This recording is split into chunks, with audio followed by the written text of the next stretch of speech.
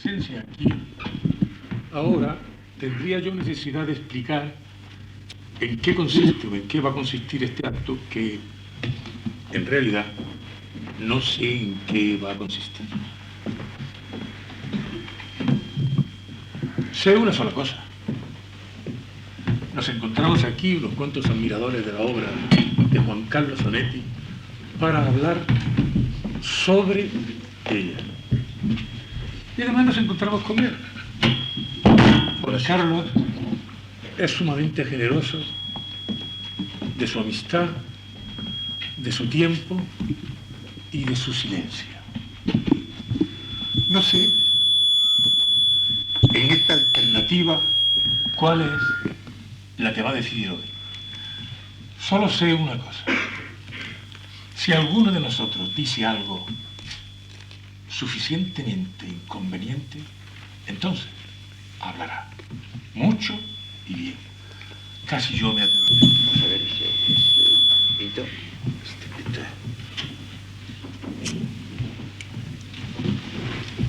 Bueno, voy a empezar yo. Le preguntaba hoy a Juan Carlos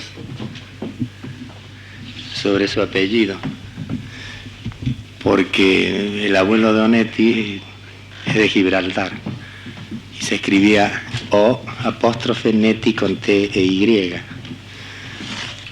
Entonces se lo preguntaba porque esta tarde estuve pensando que siempre la idea del exilio es la que lo ronda y lo persigue a Juan Carlos Onetti, y parece que ya desde sus ancestros.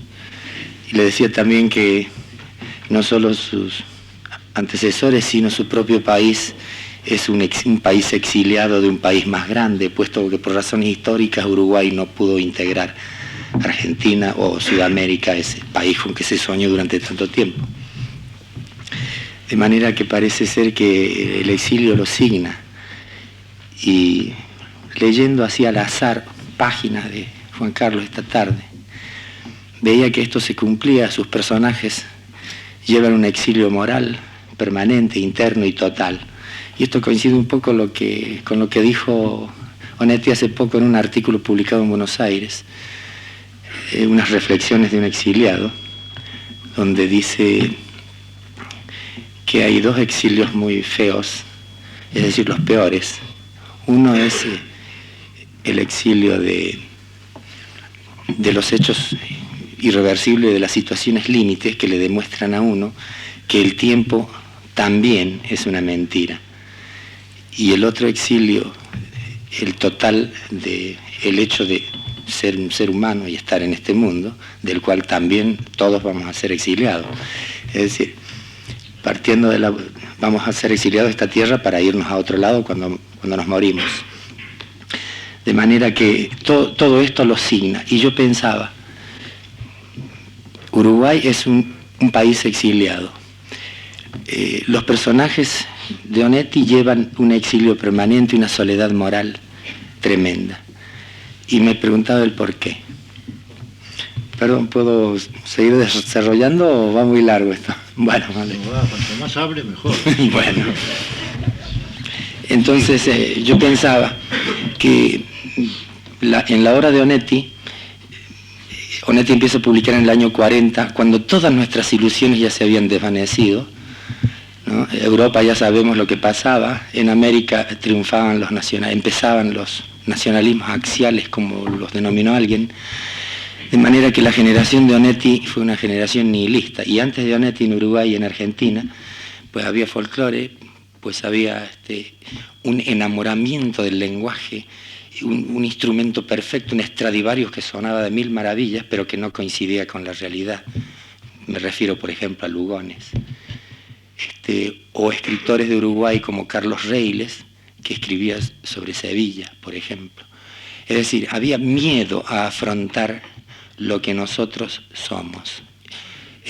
Nuestros países, creo, y me refiero concretamente al Río de la Plata, al Cono Sur, aunque vale también para el resto de Sudamérica. Esto lo señalaba Octavio Paz hace poco. Hemos vivido siempre con máscaras y todavía no sabemos quiénes somos, porque no nos hemos animado a arrancarnos la máscara. hemos hecho folclore o preciosismos lingüísticos. Onetti en el año 40 escribe Tierra de Nadie. Se lanza a bucear, mete las manos en la vida. Ese es el gran mérito de Onetti, en el que compromete su propia vida, digamos así, porque Onetti es uno de esos escritores que cuando escriben lo hacen con todo, ¿no? Es decir, no es un literato, yo diría.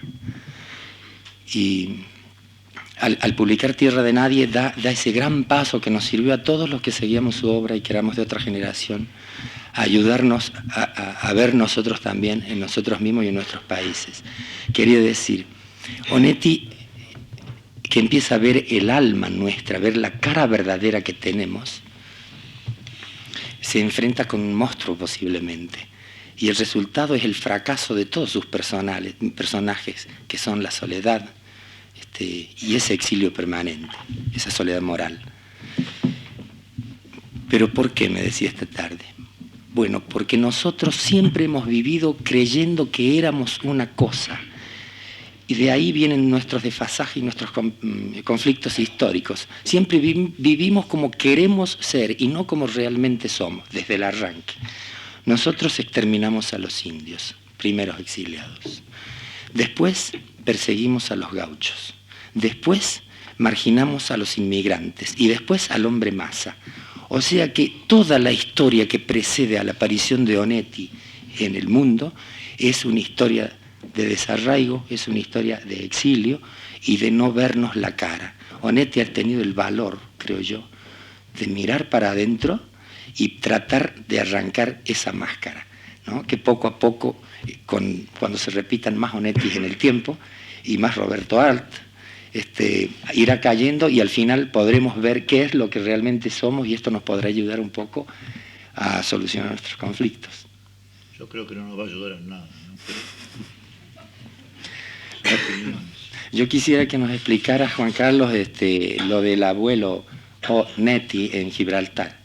Es una explicación que se me ocurre a mí. ¿Por qué firmaba Onetti, hacia la inglesa o la irlandesa? Y después viene a Montevideo el hombre y se cambia otra vez el apellido y lo hace italiano. Yo pienso que el origen era italiano, genovés, mejor dicho. Bueno, digo más concretamente dicho. Y este hombre se va a Gibraltar, por cualquier circunstancia que yo no puedo conocer. Y entonces claro, Gibraltar inglesa, ¿no? Entonces, para estar más cómodo en el medio, el hombre se pone ese apellido con el apóstrofe y la Y. Bueno, después fue Mar en Gibraltar, entonces habrá venido a Montevideo, donde habría predominio tal vez italiano en aquel tiempo, y se volvió a poner el Onetti como lo uso yo. Esa es la explicación que yo encuentro, ¿no? Hay mucha transhumancia en ese apellido, ¿eh? ¿Cómo se llama? Que hay mucha transhumancia en ese apellido, ¿eh? Es transhumante, es del exilio, que decía. El círculo completo, ha cerrado el círculo completo. Bueno, Daniel Moyano de alguna manera me proporcionó mi breve intervención al hablar de que Onetti, entre otras cosas, ha introducido en la literatura americana un principio moral extraordinario que es el de la sinceridad. Yo también creo, como Daniel, como creo que todos los que estamos aquí, a este y a aquel lado del micrófono, que sin un ejercicio previo de sinceridad radical, infernal, la palabra tiene cierto sentido, como ahora después veréis, no será posible el conocimiento de nuestra identidad y por lo tanto no será posible la supresión o la modificación de nuestros conflictos. Este exiliado, este múltiple exiliado del que estaba hablando Daniel Moyano, un hombre cuyo exilio comenzó mucho antes de nacer en el apellido de sus antepasados.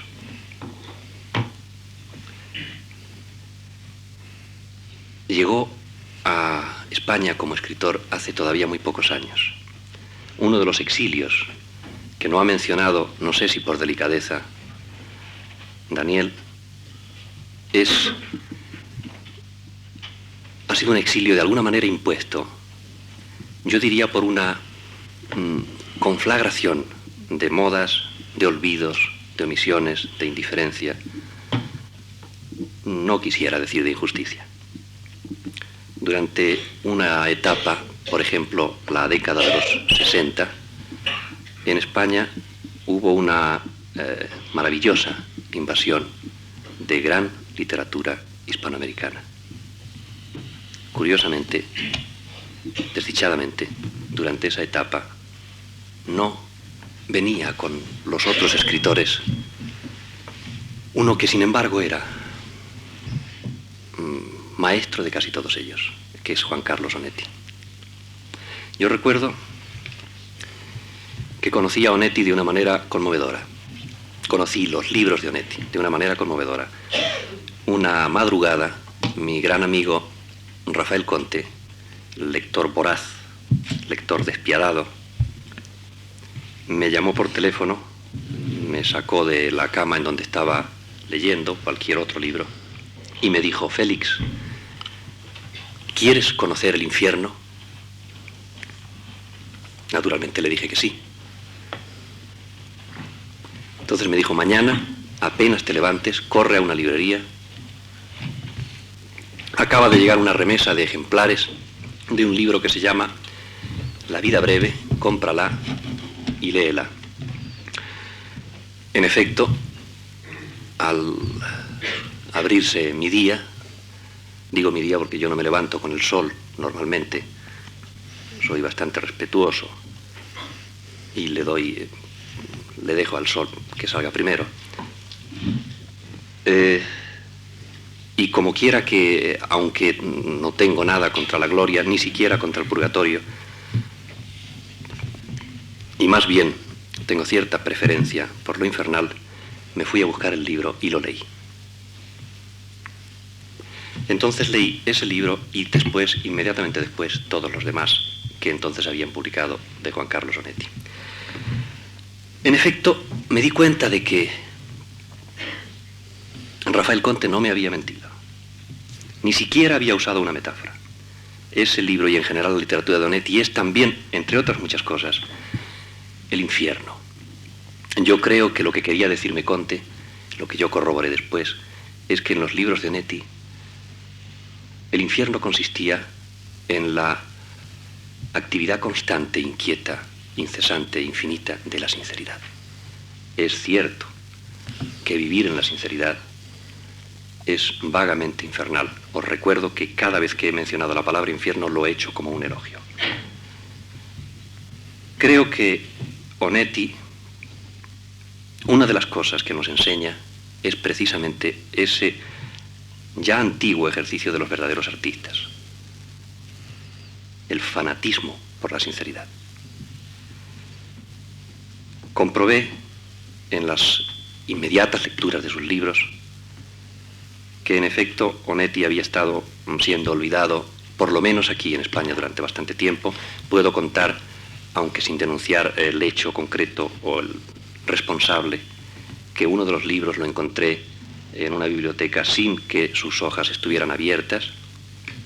Era Los adioses, esa maravillosa novela breve que ahora recientemente se ha publicado. Y me fui dando cuenta en la lectura de sus libros y comprobando las fechas en que fueron escritos y publicados, de que, por ejemplo, como ya he dicho en alguno de los trabajos que he escrito sobre él, Juan Carlos Onetti en Montevideo, y sin que nosotros los europeos nos hubiéramos dado cuenta, había escrito en 1939, antes que Sartre, La náusea. Él le llamó El pozo, y es una novela no menos hermosa que la de Jean-Paul Sartre. No menos existencialista, sí más conmovida, sí más conmovedora, sí más terrible. Menos científica, más acalorada, más llena de pasión, naturalmente por ello de dolor, menos llena de fórmula, menos llena de programación y más llena de vida y por lo tanto de muerte. Me di cuenta también al comprobar que sus dos novelas posteriores están escritas en el 41 y en el 43 y que La vida breve es de hace ya bastante más de un cuarto de siglo, del año 1950, de que durante años, en la década de los 60, habíamos estado leyendo y celebrando, justamente celebrando, quiero decir celebrando con justicia, la producción de algunos escritores que de algún modo eran también discípulos de Onetti. Onetti ha tenido una actitud ejemplar en toda su vida, incluido también en este aspecto de no reclamar jamás, y yo diría que ni siquiera darse cuenta de que podía reclamar, no digo ya el puesto de celebridad y de fama que tiene más que merecido, sino ese puesto de amor en que consiste el tener muchos lectores en muchos países, en muchos lugares. Pero en fin, finalmente Onetti ya llegó a donde tenía que llegar, a que todos le quisieran. Digo a lo que tenía que llegar porque recuerdo que la definición más hermosa y tal vez más precisa que yo he leído sobre la entidad, la antropología de la novela, es una definición de Onetti muy breve que dice exactamente: la novela es amor a la vida. Bien, al principio, quiero terminar ahora, por lo menos por el momento, cité la palabra infierno, infernal. Voy a retomarla de nuevo. Onetti ya lo habéis visto, ya se ha dicho, ya lo ha dicho Luis, lo voy a repetir yo mismo, lo vamos a comprobar probablemente a lo largo de esta sesión. Es un hombre que tiene una particular complacencia, yo casi diría un cierto vicio por el uso del monosílabo. A veces utiliza palabras bisílabas, pocas. Yo, que soy un buen amigo suyo, puedo asegurar, sin mentir, que alguna vez para mí ha pronunciado algún esdrújulo. Quiero decir que no suele abusar del lenguaje. Le tiene mucho respeto como para traerlo y llevarlo. Esto, que es una peculiaridad que yo creo que nace en su extraordinario pudor, en su gran timidez y en su abrumadora modestia, en este momento, sin embargo, no deja de ser una caries, porque lo que quisiéramos todos es que Onetti hablara, no digo bien, eso sería una redundancia, y estamos intentando animarle a que lo haga. Ahora, ya después de haber dicho que Onetti es no ya nuestro maestro, yo no sé si uno me refiero a Félix Grande, merece la calificación de discípulo de Onetti, pero sí sé que algunos de los que hemos leído con celebración, americanos y aún españoles, son discípulos de Onetti. Ahora que Onetti ya quiera o no quiera, y yo sé que él está sufriendo en este momento, por lo que he dicho antes, por su pudor, por su timidez, por su modestia, quiera o no quiera, es un maestro. A mí me gustaría que, si le parece, nos hablase un poco de los que fueron en su momento maestros suyos. Por ejemplo, Roberto Art, tal vez Faulkner, quizá Céline, desde luego Carlos Gardel. ¿Te parece, Juan? Sí, de acuerdo, pero del que no aprendí nada fue de Gardel. Todos mis intentos fracasaron. Pero además yo no puedo decir que los reconozca como maestros míos a Faulkner, a Céline, a Roberto Art, pero sí puedo decir que tengo una enorme admiración por ellos, sobre todo el caso Faulkner. Yo recuerdo que lo primero que leí de Faulkner fue un cuento que se publicó en la revista Sur de Buenos Aires, que dirigía así, apagaba y perdía plata, claro, Vittorio Ocampo. Y un cuento que se llamaba Todos los aviadores muertos. Me acuerdo de haber comprado Sur y después de salir de la oficina, del trabajo, ir ojeando por las calles y veo ese cuento, para mí totalmente desconocido, el señor Faulkner, no sabía quién era. Y caminando me pongo a leerlo, Todos los aviadores muertos, y aquello me impresionó de otra manera, que me metí en un café para seguir leyendo, para continuar, para terminarlo. Y en fin, fue un deslumbramiento para mí, y como muchos críticos lo han dicho, debe haber en mi obra una gran influencia de Faulkner. Pero no una influencia, nunca una influencia así deliberada de copiar modismos, maneras, porque el genio no se puede copiar de ninguna manera, así que eso hay que abandonarlo, ¿no? Pero tal vez esta admiración por Faulkner sí se puede traslucirse en muchos de mis escritos. Por ejemplo, esa novela Para esta noche, yo creo que bastante faulkneriana en muchos pasajes, ¿no? Ahora, en el resto de mi obra no veo esa influencia. Ahora, de Céline es también una admiración, pero la admiración por el talento que tiene el hombre en el viaje al fin de la noche, porque el resto de su obra, en general, salvando Muerte a crédito, a mí me parece bastante deleznable. No sé, ¿estarás de acuerdo tú? Es decir, eso que tiene, por ejemplo, cuando inventa que Hollywood hace una cosa inventada por magnates judíos para poder traer chicas lindas de todo el mundo, etcétera, etcétera. Bueno, es un caso de demencia, ¿no? Ahora él tiene una anécdota muy linda porque me gusta a mí igual. Y cuando le hacen el juicio a él por la identificación, ¿no?, por nazi o por colaboracionista, él no está, se ha escapado creo que a Dinamarca, y de allí manda su réplica. Dice: a mí me acusan de ser antisemita.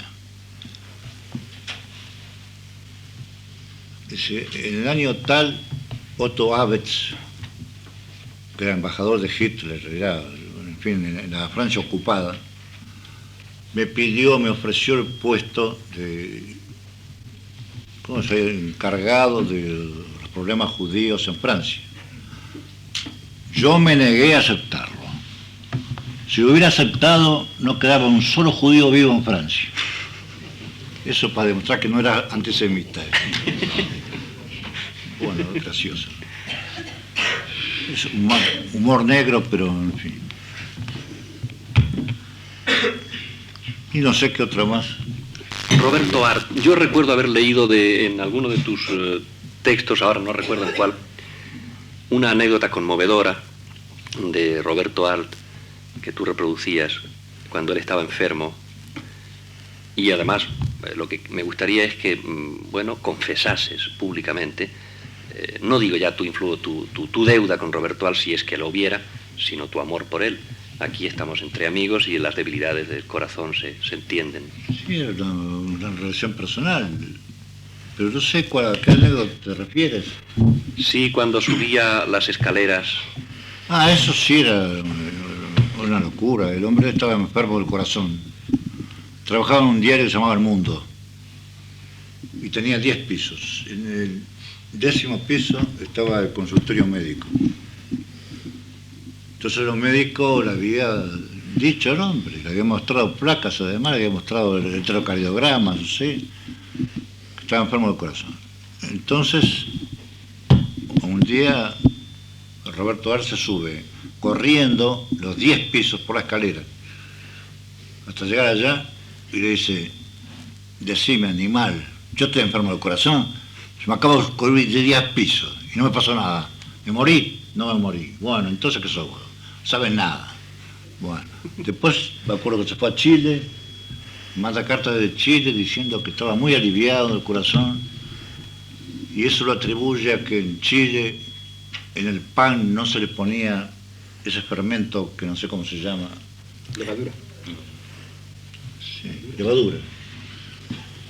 Y que era la levadura lo que le producía trastornos en el cuore. Estaba muy tranquilo con eso. Luego, bueno, viene la muerte de Roberto Ar, que fue precisamente porque una noche se le ocurre ir a la Sociedad de Escritores, una noche en que había elecciones, y estuvo hablando ahí con muchos amigotes. Después se fue a comer con ellos, comió demasiado, bebió demasiado, y después se fueron a otros lados y quedó muerto, sabiendo él que se iba a morir, ¿no? ¿Y cómo quedó muerto? Porque una de las frases más hermosas que ha escrito Juan Carlos es la siguiente: ¿quién enseña a los muertos la actitud de la muerte? ¿Cómo quedó muerto él? Hay que preguntárselo a la señora que estaba con él.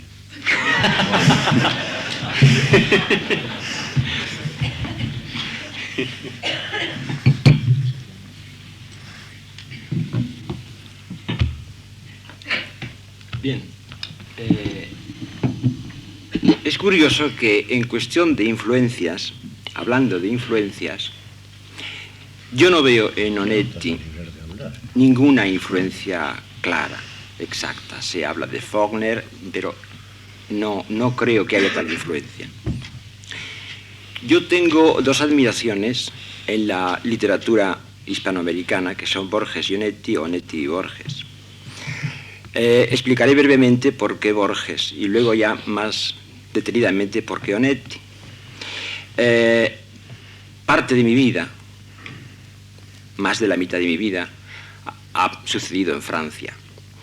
Y tengo conocimiento de la literatura francesa en profundidad. Hace muchos años me encontré con un maravilloso cuentista llamado Marcel Schwab. Y dije, qué lástima que no haya escrito más. Pues bien, lo que no escribió Schwab lo ha escrito Borges. Y ha sido una dilatación del mundo de Schwab. Se nota muy claramente la influencia de Schwab por encima de todo, porque Schwab, lo mismo que Borges, es un vino mezcla de muchos vinos.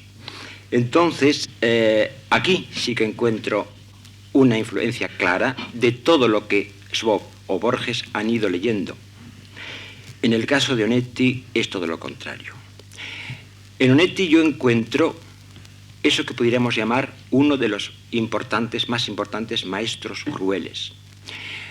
Entre los maestros crueles yo citaré primero pues, a Baudelaire, a Poe.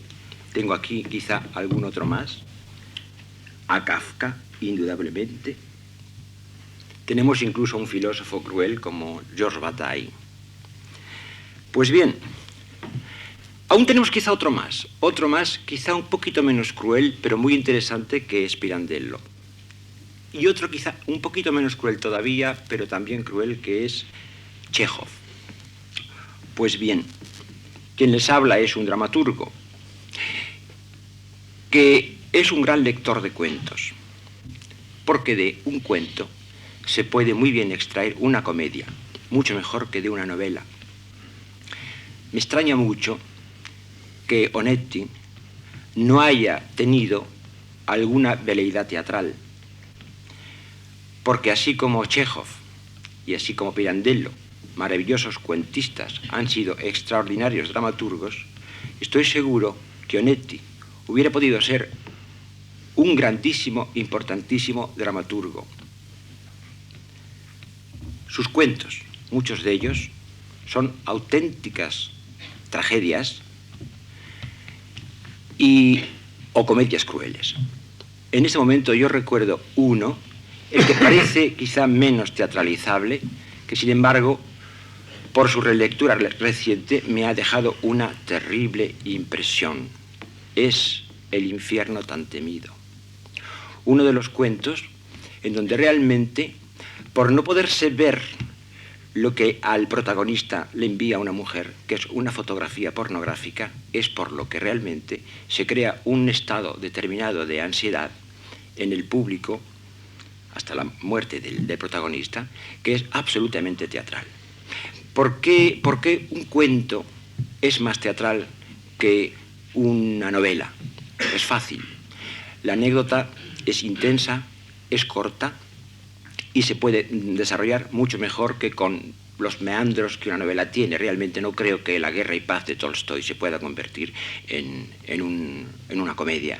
Sin embargo, El infierno tan temido o La cara de la desgracia no solo se pueden convertir, como yo sé que se han convertido, en un poema, sino que se pueden convertir en una tragedia o en una comedia.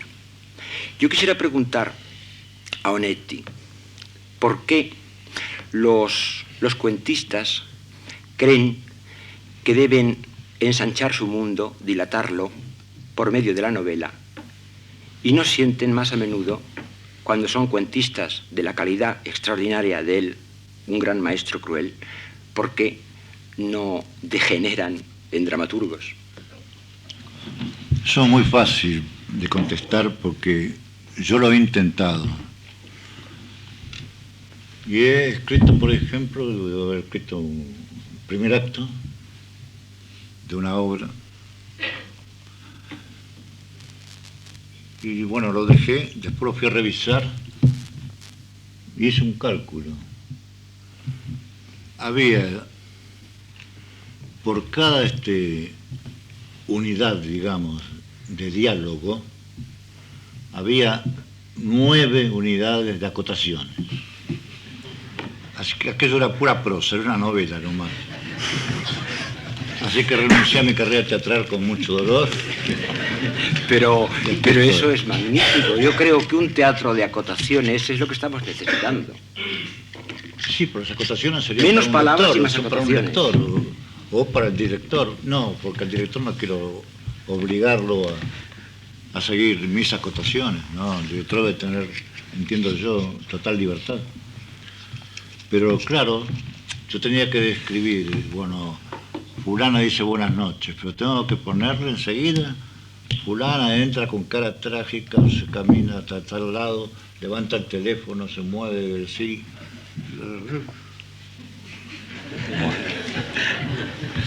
Yo tampoco estoy demasiado de acuerdo con lo que acabo de decir.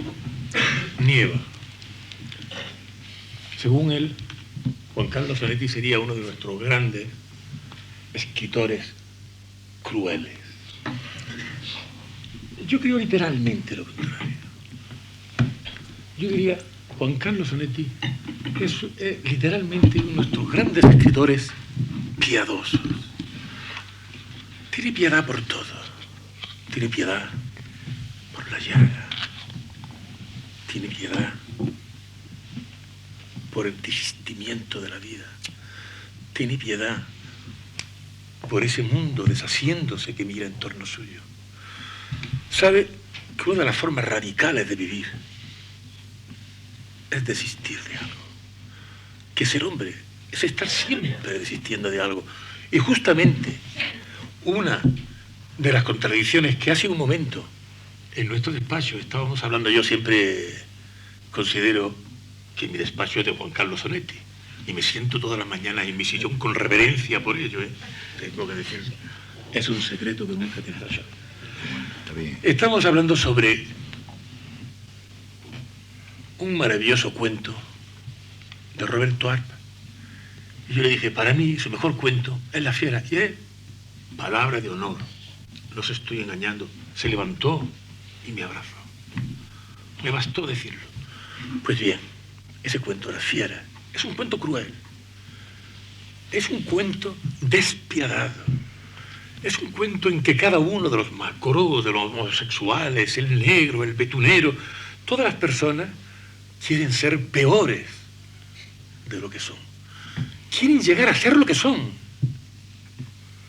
En la obra de Juan Carlos, todo el mundo parte de lo que es y está ya desistiendo de serlo.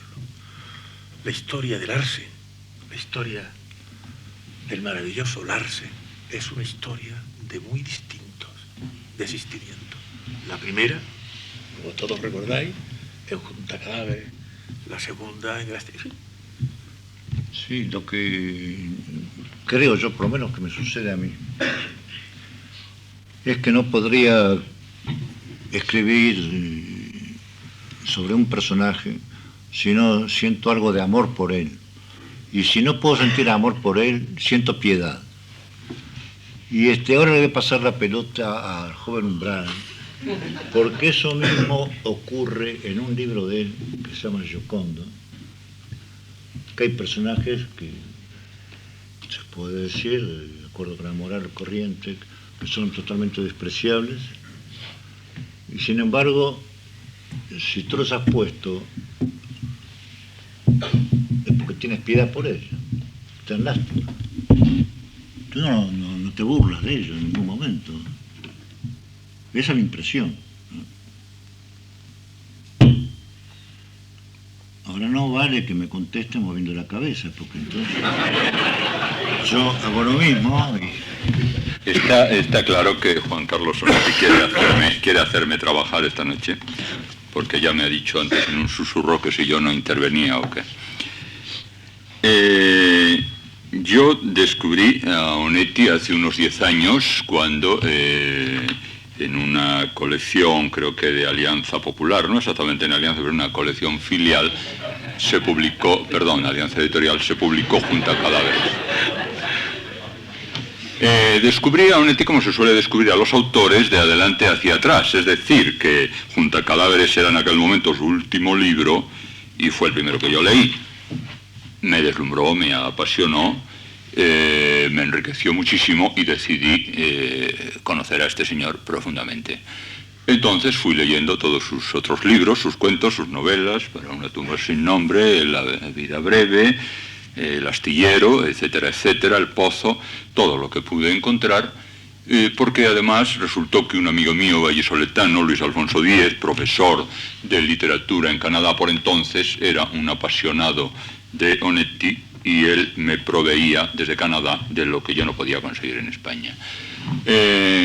Como yo soy muy osado y necesito sacarle inmediatamente una rentabilidad a mis conocimientos, al poco tiempo di una conferencia en Canarias en un curso de profesores europeos de español dedicado a la literatura hispanoamericana sobre Juan Carlos Onetti. Me propusieron un autor y yo inmediatamente elegí a Onetti. Esta mañana, aquello se publicó en una especie de separata de algo, y esta mañana lo he releído para ver si podía repetirlo aquí, y encontré que era una catástrofe, que aquello no servía para nada y que no me gustaba. De todos modos, hay algunas cosas que yo podría salvar de aquel trabajo y que voy a resumir brevemente para al final hacerle una pregunta a Juan Carlos Onetti. Yo decía entonces que Onetti, Borges, con quien de alguna manera lo ha emparentado Paco Nieva, y Cortázar son quizá los escritores más europeos de la literatura americana que nosotros conocemos. La imagen tópica de la literatura hispanoamericana es el barroquismo, la exuberancia, esa riqueza que dan el paisaje, la herencia del barroco español, etc.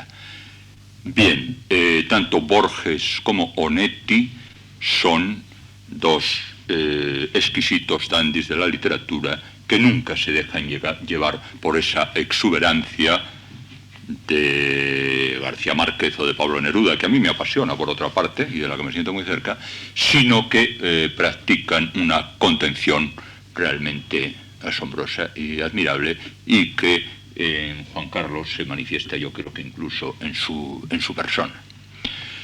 Por supuesto tengo que decir también que a mí me apasiona mucho más Onetti que Borges. Me parece que Onetti está vivo, es emocionante, y conmigo ha tenido unas deferencias y unas condescendencias que creo que Borges no hubiera tenido nunca. Aparte de eso, su literatura para mí es mucho más emocionante que la literatura de Borges, que más que un escritor misterioso, como se suele decir, a mí me parece un funcionario del misterio, un hombre que prefabrica el misterio. Su misterio no es el de Allan Poe, sino un misterio prefabricado en una biblioteca.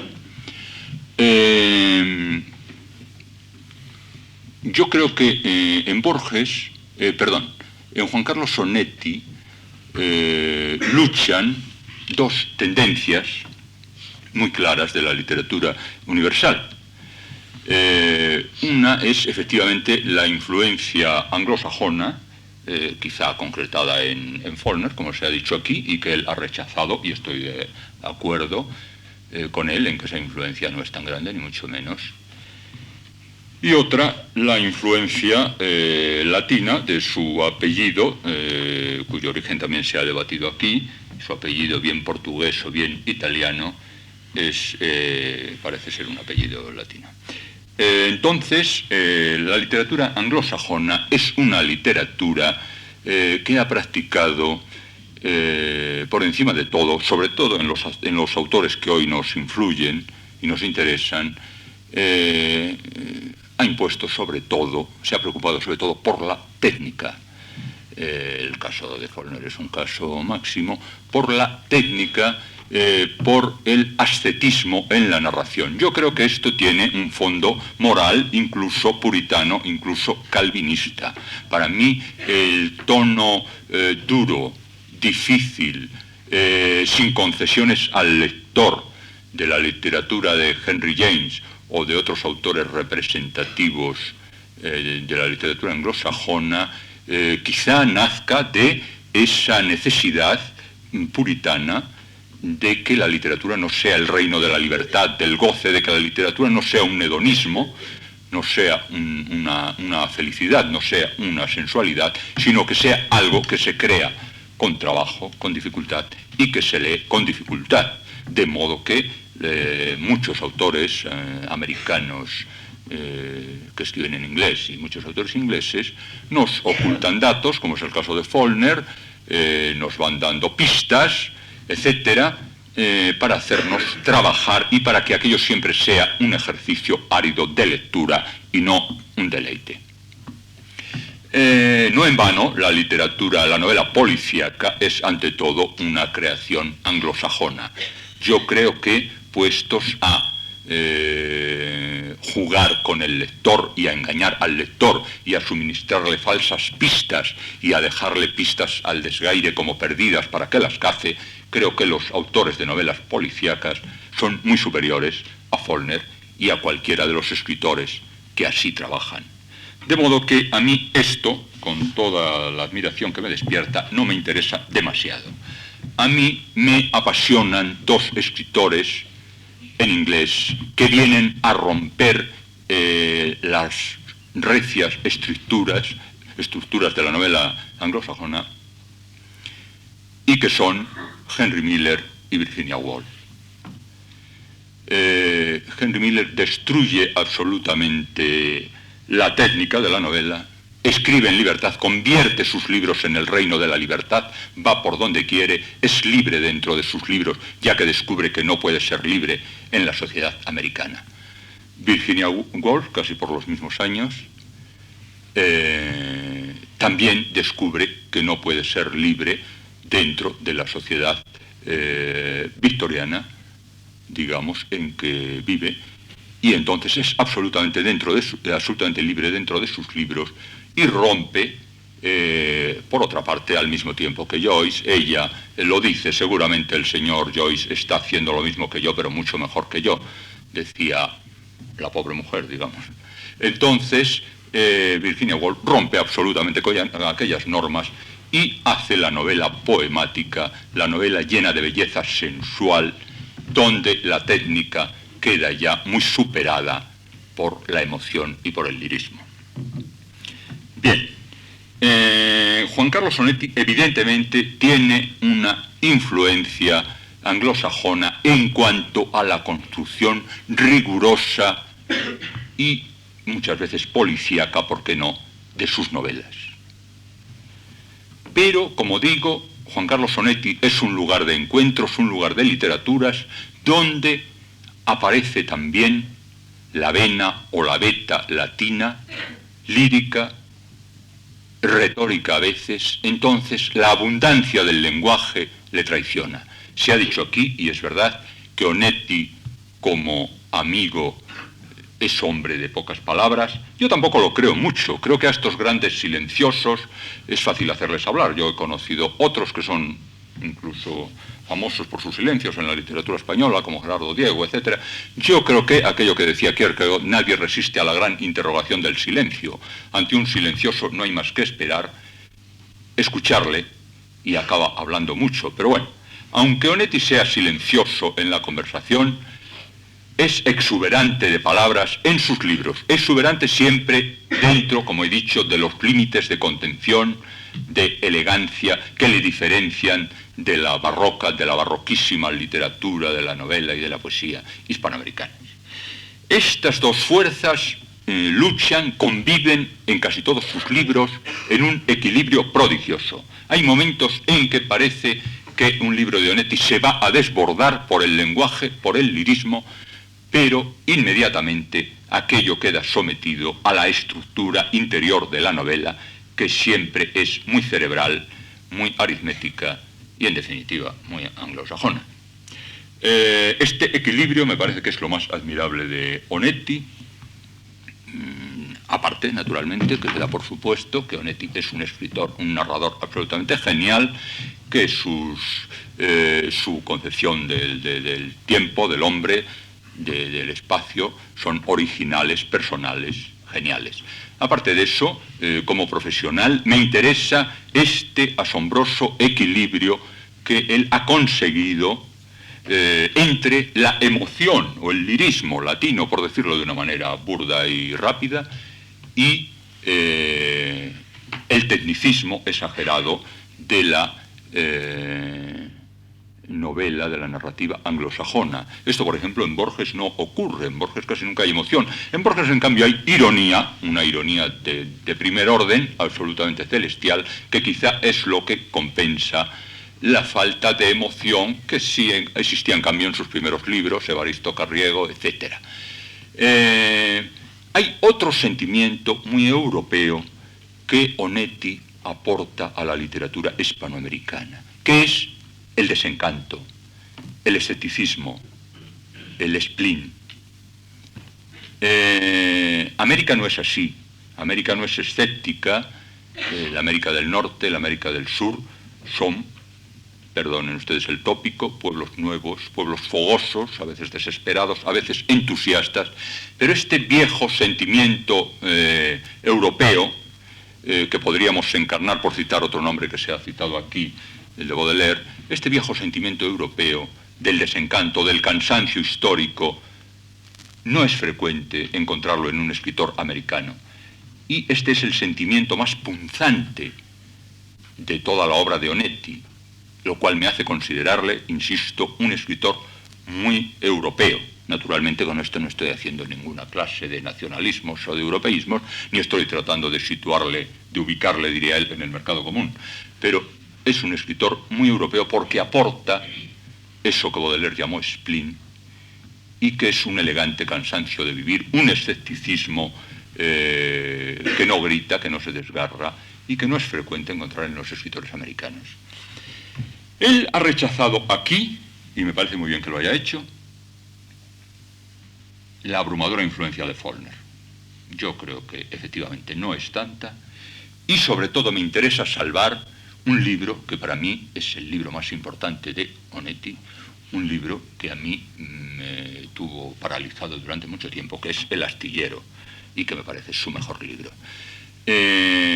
Yo, naturalmente, que tengo muy poco de novelista, seguramente más de lírico emboscado en la prosa que de novelista, busco siempre la novela lírica. Para mí hay 3 novelas líricas fundamentales, que son Aprendizaje del dolor, de Carlo Emilio Gada, que fue un libro que me hizo escribir de otra forma y que comencé a plagiar inmediatamente nada más haberlo leído, Jacob Rund, de Virginia Woolf, y El astillero. Son 3 novelas líricas, que es algo que yo he perseguido siempre, es decir, novelas en las que en gran medida se prescinde de esa técnica, anglosajona o no, se prescinde incluso de la acción y se hace lirismo. Y aquello se mantiene a base de lirismo, sin ser para nada la famosa prosa poética, tan desacreditada hoy en la mayoría de los casos, aunque haya ejemplos tan altos de prosa poética en esta mesa como pueda ser algún libro de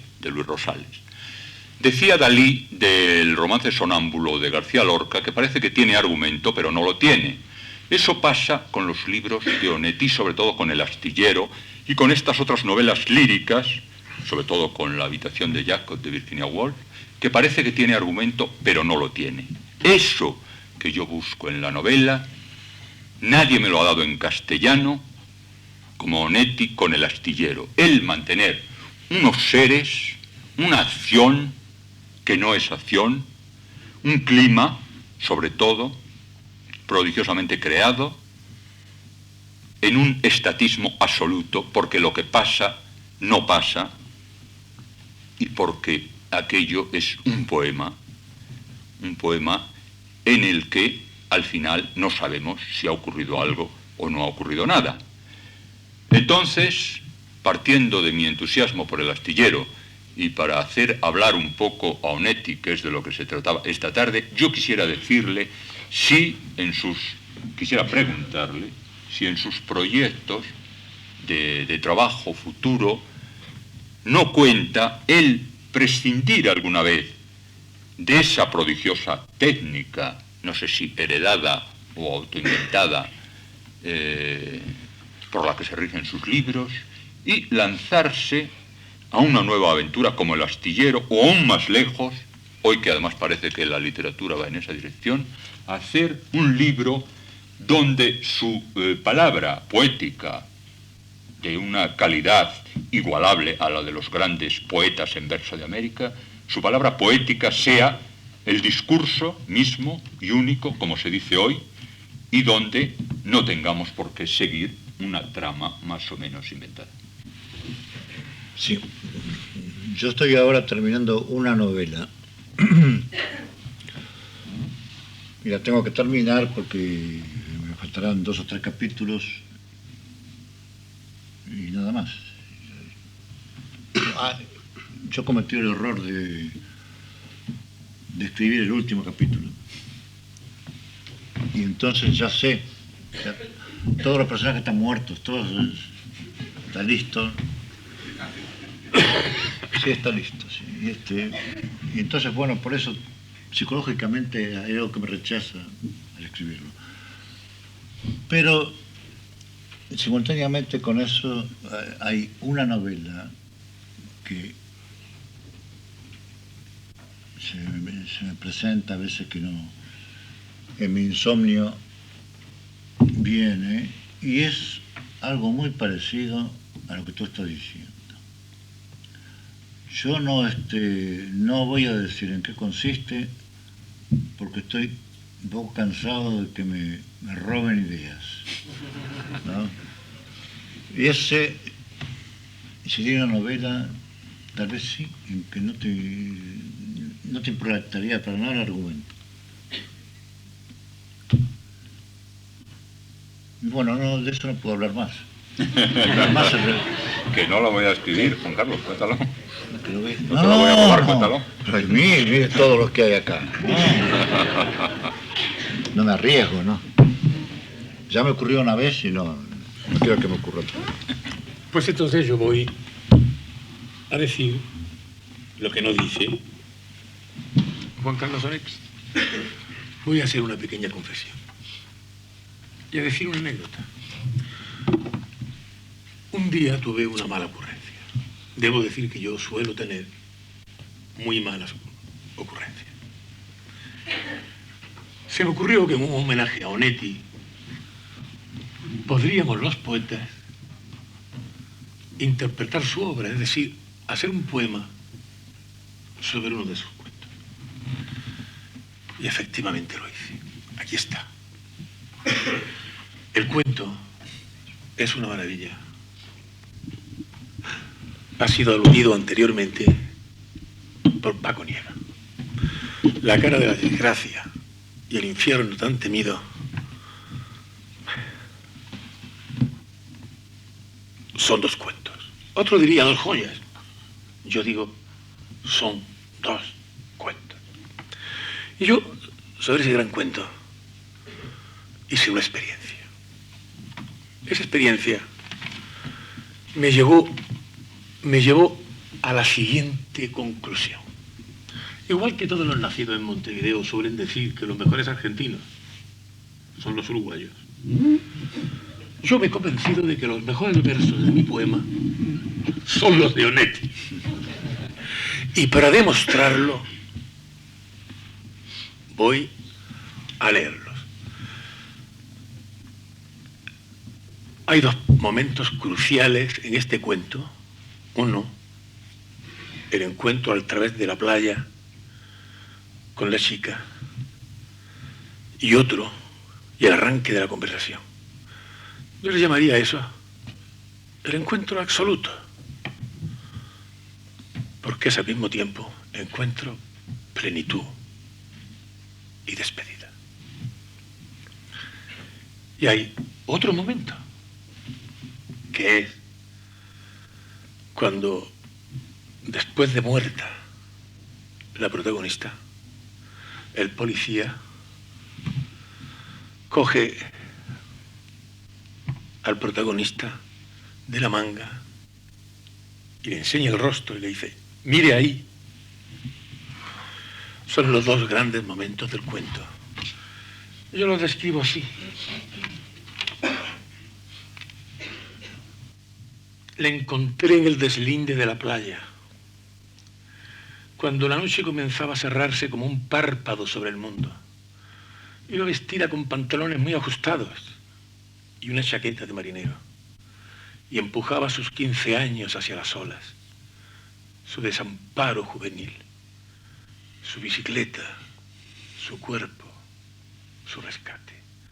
Crucé la línea en recta, crucé la playa en línea recta para encontrarla. Buenas noches, le dije. Mientras ella me miraba con atención, mientras ella me miraba devolviéndome algo sin hablar, demostrándose, hasta que yo repetí mi saludo como si aquel silencio ya nos hubiera unido. Y al contestarme entonces, su voz sonaba como un pájaro en la playa desierta, chapoteando sobre el agua. Era una voz algo desentonada, desapacible, ajena, tan separada de ella, como si la acabara de aprender, como si repitiese lentamente algún tema escolar de una lengua extranjera. Es indudable que los mejores versos que habéis oído son: su voz sonaba como un pájaro en la playa desierta, chapoteando sobre el agua. Era una voz algo desentonada, tan separada de ella, como si la acabara de aprender. Bueno, este que es conjuntivo es mío, como si repitiese lentamente. Este es el mío, el suyo, como si repitiese lentamente algún tema escolar de una lengua extranjera. El misterio que hay detrás de esta palabra y de esta voz destonada y desentonada es que la protagonista es sorda. Y el otro momento en el que vais a ver del mismo modo como los mejores versos de Luis Rosales lo ha escrito Juan Carlos Onetti son los siguientes.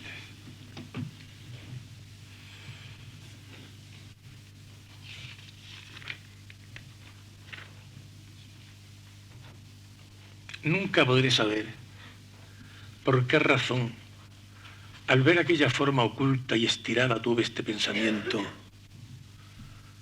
¿Quién enseña a los muertos la actitud de la muerte? Fue una premonición y al mismo tiempo una evidencia.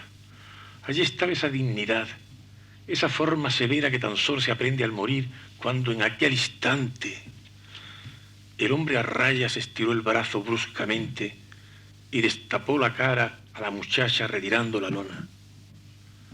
Mire ahí.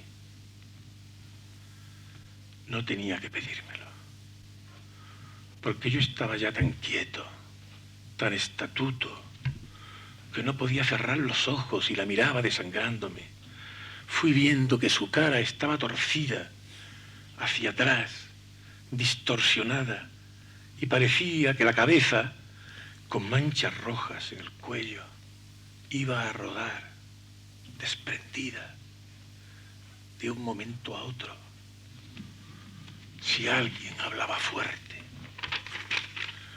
si alguno golpeaba el suelo con el zapato, o quizá simplemente con que el tiempo pasara. De esta maravillosa descripción mis únicas palabras son o quizá simplemente.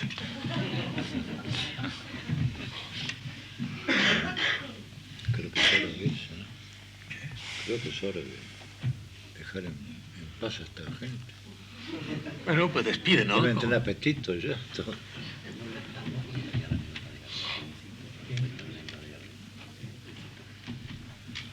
Antes de que se marchen y como última tortura a Juan Carlos, quisiera incitarlo a contar una anécdota.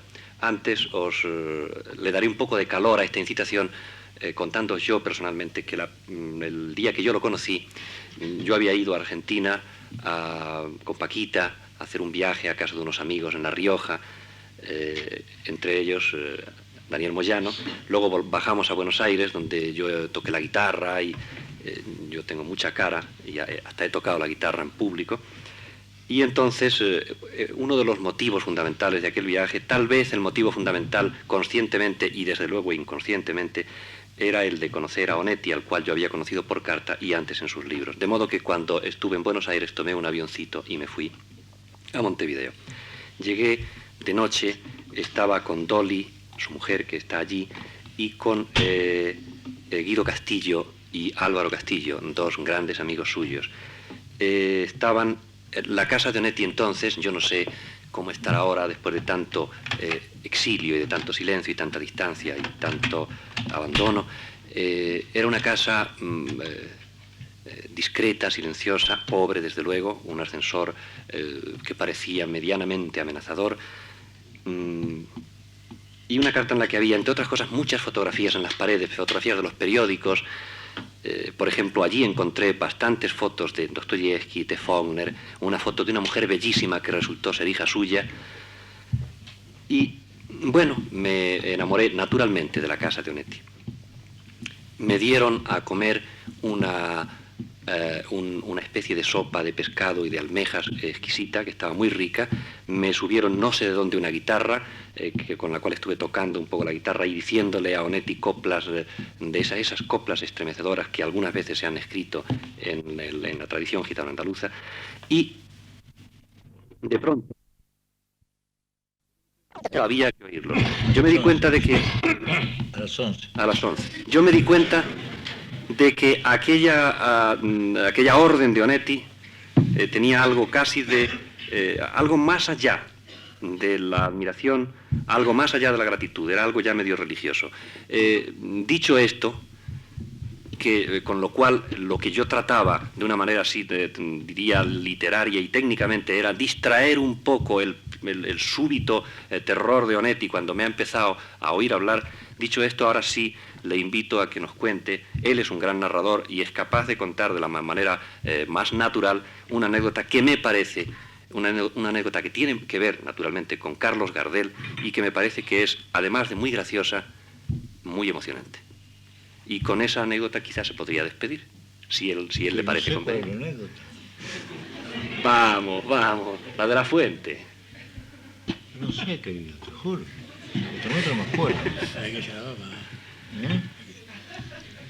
La que qué se hacía? Que va al cementerio de Pero la es Chacarita. que yo no puedo contarlas. Bueno, yo les voy a decir, en el cementerio de la Chacarita han hecho en la tumba que se cree que algún resto de Gardel quedó ahí adentro. Y han hecho un monumento, una estatua monstruosa, donde está Gardel, parece que cantando. Así, bueno. Y debajo hay una fuentecita donde corre agua. Y un día que fue con un amigo caminando por Chacarita, veo una mujer que está cuclillada sobre la fuentecita, que me llamó mucho la atención. Entonces, hablando con el guardián del cementerio, le dije, pero ¿y esa mujer qué está haciendo? Estaba haciendo abluciones con la fuente Gardel. Y dice, sí, porque mucha gente, muchas mujeres, muchas señoras vienen acá porque son estériles y hay la leyenda de que con esta agua son fértiles. Entonces hay un desfile de damas que quieren tener niños y creen que Gardel les va a hacer el milagro. Gardel ya no puede hacerlo, desgraciadamente. Bueno, Muchas gracias. yo Juan creo Carlos. con esto. Bueno, muchas gracias a todos ustedes. Pido perdón si se aburrieron. Yo lo que tengo que decir.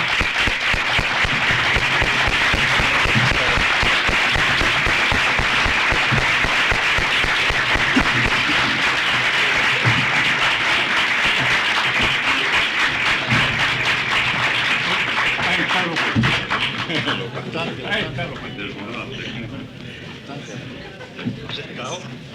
Casi americano. Ahí está la aviación.